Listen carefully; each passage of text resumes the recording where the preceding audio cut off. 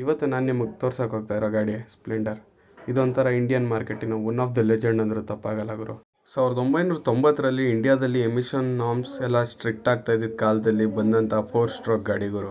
ಇವತ್ತೂ ಪ್ರತಿಯೊಬ್ಬರಿಗೂ ಚಿರಪರಿಚಿತವಾಗಿರೋ ಗಾಡಿ ಅಂದರೆ ಸ್ಪ್ಲೆಂಡರು. ಇದರಲ್ಲಿರೋದು 98cc single cylinder air cooled engine, 8 bhp ಮತ್ತು 8 Nm ಟಾರ್ಕ್ನ ಪ್ರೊಡ್ಯೂಸ್ ಮಾಡುತ್ತೆ ಗುರು.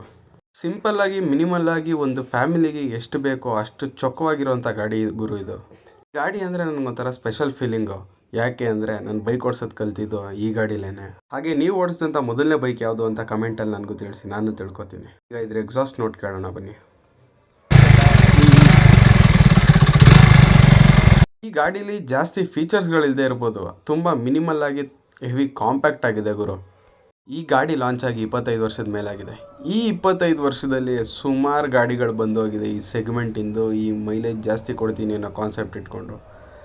ಆದರೂ ಈ ಸೆಗ್ಮೆಂಟಲ್ಲಿ ಮೈಲೇಜ್ ಅನ್ನೋ ಕಾನ್ಸೆಪ್ಟಲ್ಲಿ ಅನಭಿಷಕ್ತ ದೊರೆ ಸ್ಪ್ಲೆಂಡರ್ ಅಂದರೆ ತಪ್ಪಾಗಲ್ಲ ಗುರು.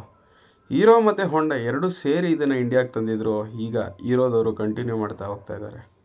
ವಿಡಿಯೋ ಇಷ್ಟ ಆಗಿದರೆ ಲೈಕು ಶೇರು ಕಮೆಂಟ್ ಮಾಡಿ, ಹಾಗೆ ಒಂದು ಫಾಲೋ ಕೊಡೋದನ್ನ ಮರಿಬೇಡಿ. Thank you.